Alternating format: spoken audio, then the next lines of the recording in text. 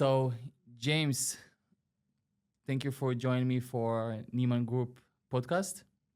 That's actually the second time that we're doing the podcast. So, welcome back. How is it going? I'm doing great, man. Good, I'm good. doing fantastic. Nice, nice. Okay, boom. That's actually good. So then I could just intervene and say, yeah, no, I'm doing fantastic today. And I know today we're covering a topic that I feel like sends expectations through the roof and sends outcomes through the floor. That's true. And so the topic we're discussing today is property values and estimation of those property values from sellers and agents and how it can actually hurt them a lot as opposed to helping them. Correct. Um, so let's talk really about the sellers, right? I mean, you getting a lot of phone calls every day uh, from sellers that they're trying to list their property or trying to get a cash offer from us, correct? Mhm. And usually their asking price is unrealistic, Yeah. correct? Yes. If I look up at their asking price, I see a pie in the sky. And so they're pretty crazy these days. And like I said, sometimes it's a combination of both the seller and the agent. Sometimes it's just the seller. Sometimes it's just the agent. It's not that black and white and cutting through the issue, but we recognize that there's an issue at some step of the way. And basically, your job is to educate the sellers, the agents, even sometimes the brokers as well. We have never bought a house, I think right now. So out of, let's say, the 29, 30 properties that we're dealing with currently right now, Yes, there is not one that didn't involve educating the agent or seller. correct. Every single scenario involves education because that's usually how it starts. Even the ones that come in at a reasonable price, we still have to educate them at some level. Correct. And usually it's because their value is way wrong. And I know, I mean, me and you were talking about this a lot. Everybody using Zillow for their home estimation, and that's a Yeah. big issue here. Yeah. So let me start by the things that when I talk to sellers or when I talk to you, the main issue that I see with Zillow, Redfin is when they're trying to comp a property, they take a property without a pool, for example, and they comp a property with a pool, or they comp a property that has huge lot with a property that has very tiny lot. Correct? That's what you 100%. see the same. 100%. Literally yesterday, we had a lead come in and her house was actually listed. And it was listed at the market value of properties that had the smallest lot in that neighborhood, aside from hers, was about 11,000 square feet. Her lot was, I think, 3,000. So for some reason, she had a tiny lot. But when she went to look at comps herself, or maybe the agent, who knows, right? When she went to look at comps herself, she chose to look at the properties with literally triple the size of lots that you could do a lot more with as, a self-similar property. And I think that comes with the fact that, sellers, they do these transactions maybe once or twice in their life. Correct. And so obviously, when we look at a property, we're looking at every single detail. So, understanding the home value, right? Sellers that go on Zillow, Redfin, those websites, or they call their agent. But let's leave the agent aside Okay. a second. Let's talk about those websites. They put their address, they see the home value, they think, okay, wow, I'm gonna get 4, 5, 600. That's what Zillow says, right? And like I said before, Zillow, you cannot base your value out of Zillow, Redfin, or those comps because the algorithm that Zillow or those websites are using is completely incorrect. What are they leaving out on those when they come up with those numbers that we see, those estimates in Restimate? I'm gonna call Redfin's a Restimate. What do they miss? So what they just take the properties around the area, right? But again, they can comp your property. Let's say you do have a pool, they can comp it to a property that doesn't have a pool. Or if your property is 1 story, they're gonna comp it with property that has 2 stories. Or you have a small lot, they're gonna comp it with a big lot, correct? Yeah. So it's So you're saying they're taking a blanket approach to valuing properties, which correct. obviously you're gonna miss a ton of information if you're taking a blanket approach. That's true. And this is why even on the investor side, you know, I'm not an advocate for having, unless you absolutely have to, because you're in a different market or something like that. I am not an advocate for having software do comps for you True. because it is an art based in science. And so although it's an art, it shouldn't be 30, 40 grand off of the next ARV, maybe 10 to 15, you know? Yes. So I'm an advocate for the manual side of comping properties. That will never go away because each property is very different. And you could think that a property is worth 350, but when you go out and you actually see it in person, easily that can be disregarded based So on what you Zillow find at the cannot property. see what's going on inside your property, right? Exactly. They have not a clue what's going on. They don't know anything. They don't know Yes. anything. They take historical data, they extrapolate, and then they meet in the middle. It's what you call an aggregation. That's what they do. And they aggregate a bunch of data, and they spit out a random number based on, I mean, basically national data. That's what they do. Yes. It does not take into account where the condition is currently. It doesn't take into account the amount of debt attached to the property. It doesn't take into account the seller's situation, which could change dramatically the way the transaction actually works or goes through. Correct. Yes. So let's help the sellers a little bit, right? Let's just try to help them. So basically, they cannot comp the property through Zillow, through those websites. So what the next thing they're gonna do? They're probably gonna call their agent, right? Mhm. Because most of the sellers, when they want to sell a property, their property, they're gonna call the agent, and they think, okay, the agent, he's a professional person because he completed 2-3 weeks of a course, right? Yeah. And he's the professional guy that the entire future of the family depends on this agent. Yeah. And you want to talk about what do you think about, again, we don't have anything against the agents, but We love agents. we love agents. Yes. We have agents, guys. We have a brokerage as well. I don't know why I'm talking so low, but yeah, we love agents. So to kind of add on to your point, so agents most of the time, and you know, I just said that I'm not a fan of software doing your comps for you.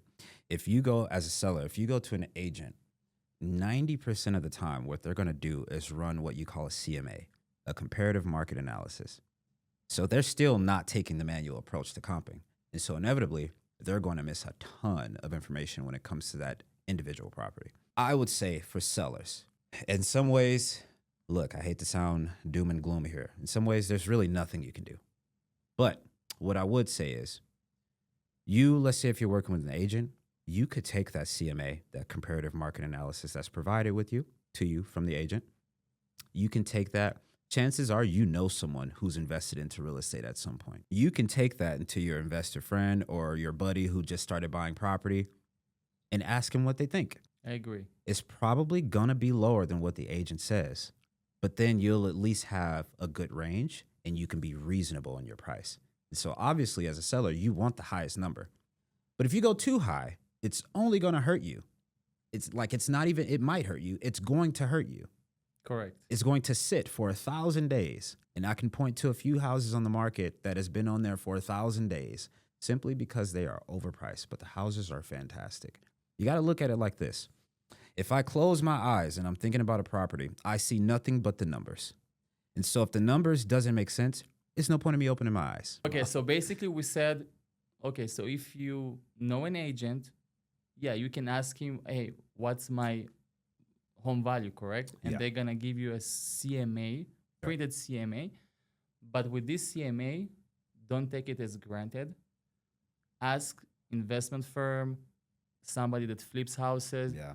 And the reason is because investor that actually buys and sell properties, they know way better than the agent that only coordinates between seller and buyers. And maybe if it's a good agent, they bought 1, 2, 3 houses in their entire life, versus an investor that pretty much buys and sells all the time, 24/7. That's what they do for their living. So most likely they understand the value way better than an agent. 100%. And I just think investors, we have less bias. And so as an agent, we love agents, remember. But here's the reality. An agent walks into a property and that property is pretty dilapidated. It's probably dirty, probably stinks. That agent is probably going to get a little dirt on his Gucci belt, right? And so he's going to think to himself, oh, this is bad. But you know what? I can still list it at 400,000. It's not realistic at all. And it happens. I could probably pull up one right now on Redfin, right now as we speak, most likely. Now, So basically, the agents, they're selling a dream to the seller, right? Because 100%. the seller wants to hear, yeah, I can sell it for 400. Here's the contract, let's sign. And what happens then? The seller has to work with this agent for 6 months.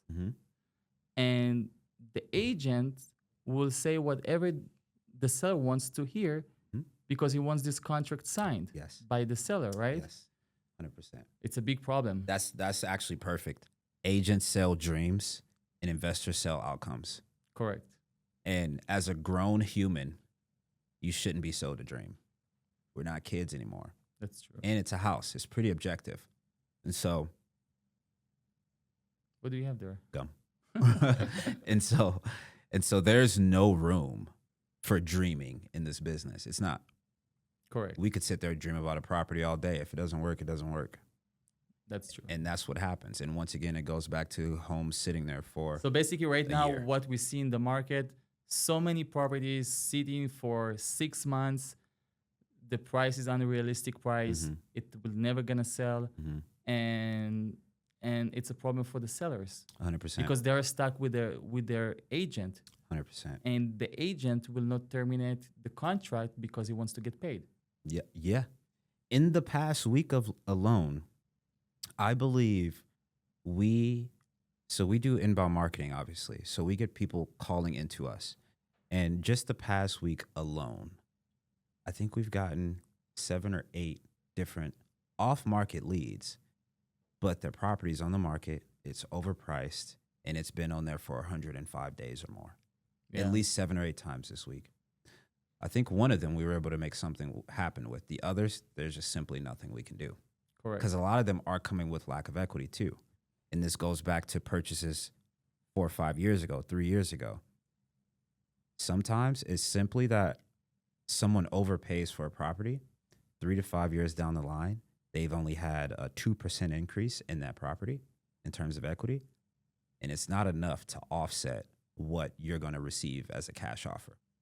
So effectively, a lot of the times, we're finding even actually this too, that sometimes they need to bring money to the closing table. Luckily with us, the beautiful thing is we're extremely flexible. And so, obviously we're able to make something work and we're able to turn those situations around. So as opposed to the seller, because they made a bad purchase years ago and now they would have to bring $10,000 to the closing table. Sometimes Seems like they had a bad agent back then. exactly right. And We're talking a lot about agents today. hey, and just remember, we love them. We love agents. And yeah, so we come in and we turn those situations around completely. And sometimes, we're even able to allow them to walk away with $10,000, $20,000 when they thought they were going to have to pay Correct. $10,000 to sell a home. And so, the landscape right now. Actually, we just had this last week a scenario that we had an equity protection program. Are you talking about Greg? No, Tahiti, Oh, right? yeah, actually. So last week Mhm. we had a seller that called you, and they wanted to come with cash at closing, and Yeah. basically we offer them not only they don't need to come with cash, they're actually gonna have a relief from their mortgage, right? Mhm. And they don't have any responsibility on the house, Mm-hmm. and so they gave them the best solution. Mm-hmm. Exactly. They were going to have to bring $27,000 to the table. It's a lot. It's a lot just to sell a home that you bought with the intention of selling it So for the seller cash. was willing to come with 27,000 at closing just to get rid of his house, Mm-hmm. and we offer them a way better solution. Yep. Correct. We're able Wow. to save them from ongoing monthly payments because they would have been stuck with the house. They didn't have a choice. Cash just didn't work. And when it came down to it, it was going to be 27 grand, like I said. Once it got that high, they admitted that they couldn't do that. So they would have been stuck. Yeah. And so without the equity protection program, they would still just be sitting on the property, just losing money. And they already bought a house. And so they would have been responsible for 2 mortgages. Yeah.